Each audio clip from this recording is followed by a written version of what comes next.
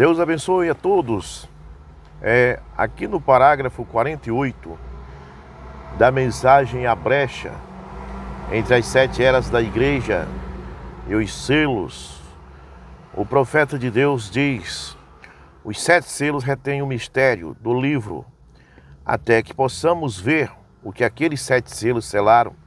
Estamos somente presumindo estas coisas, porque, como lhe disse esta semana sobre minha pequena mensagem, esta manhã, de Deus ocultando-se em simplicidades. Vejam, nós estamos com certeza, falharemos em entender a questão, a não ser que seja absoluta, genuinamente revelada pelo Espírito Santo, igualmente vindicada.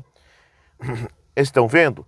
Se o profeta se levanta, presta atenção, e lhes diz que isso é exatamente isso, como o irmão Brana disse para nós, o batismo é exatamente assim, como diz Atos 2,38, Atos 10,48, Atos 5,19.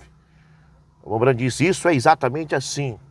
Ele falou sobre a divindade, não é como os unicistas dizem, mas é assim. Aí ele diz que primeiro Deus era invisível, depois se tornou um logos, aí depois encarnou. E ele diz que não é três pessoas distintas, mas é Deus condescendendo, ou seja, o mesmo Deus que era invisível passou a ser visível na luz e apareceu no deserto para Israel. E depois ele encarnou-se no Senhor Jesus Cristo na Judéia. Então o irmão Brana disse, isso é exatamente assim. Ele disse que a Santa Ceia com pão asmo e lava-pés, e ele citou que isso está em São João 13, a partir do verso 4, ele disse, isso é exatamente assim. Ele disse que Eva não comeu uma maçã. Ele disse que a árvore que estava no Éden era Satanás. Satanás é um espírito. E ao mesmo tempo ele disse que esta árvore é o corpo da mulher, porque ele estava se referindo à sensualidade. A sensualidade que está na mulher. Nós temos visto, você tem visto como elas estão se comportando na sensualidade. Então, aquela sensualidade no corpo da mulher é Satanás.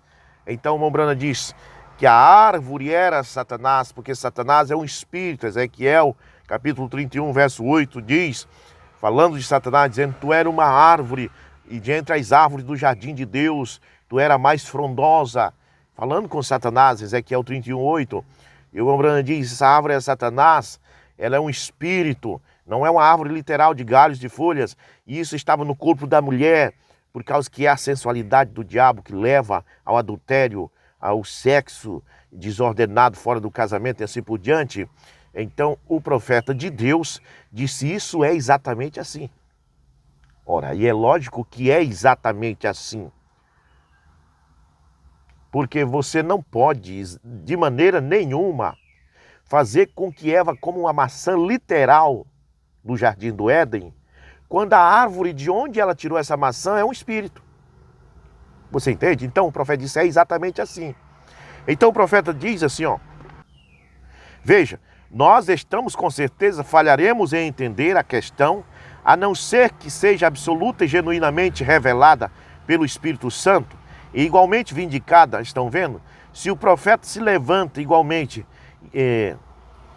se o profeta se levanta e lhes diz que isso é exatamente isso, e Deus não vindica igualmente, deixem de lado, estão vendo? Mas Deus em cada declaração,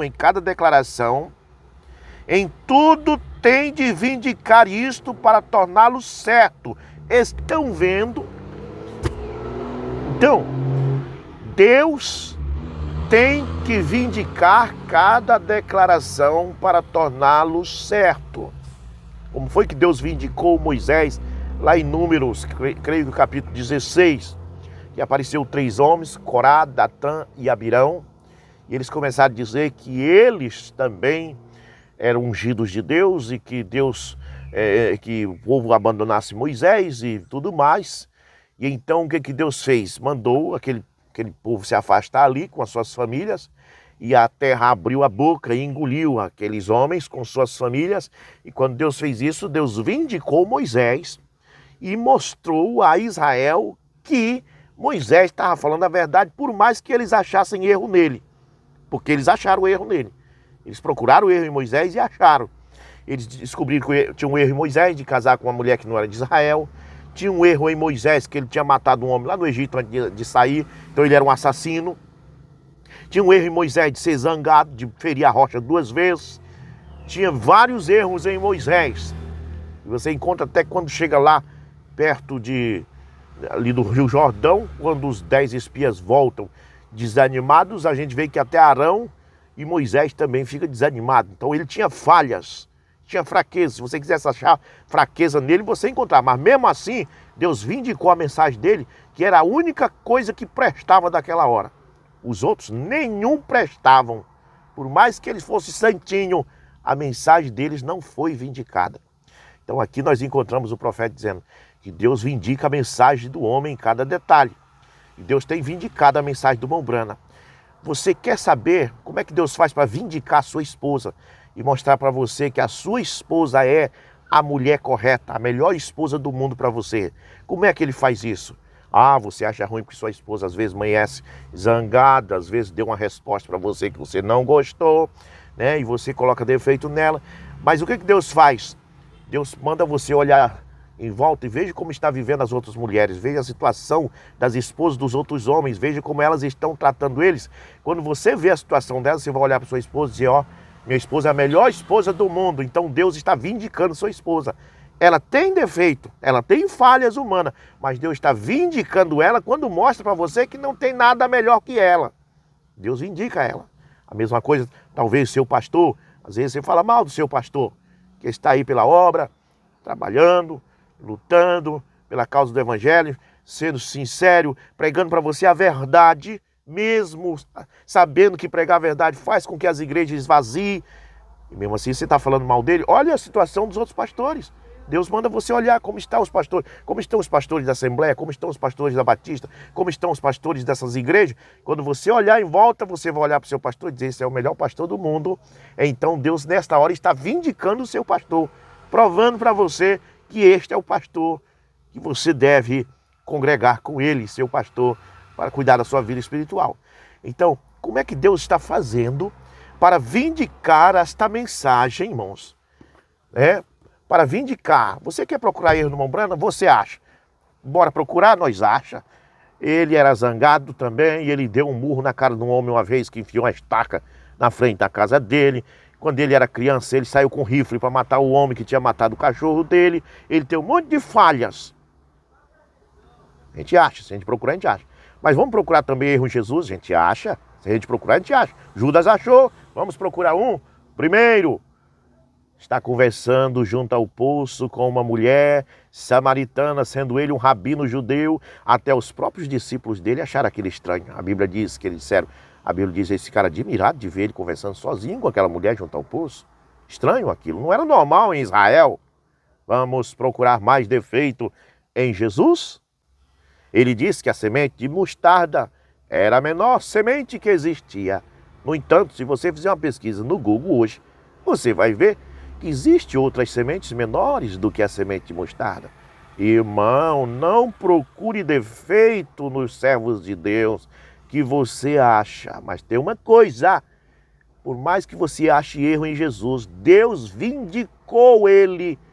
Porque você olha para Confúcio, olhe para Buda, olhe para Maomé, olhe para qualquer outro, que você vê que não tem nada que possa ser mais maravilhoso do que Jesus. Foi o que aconteceu com os discípulos.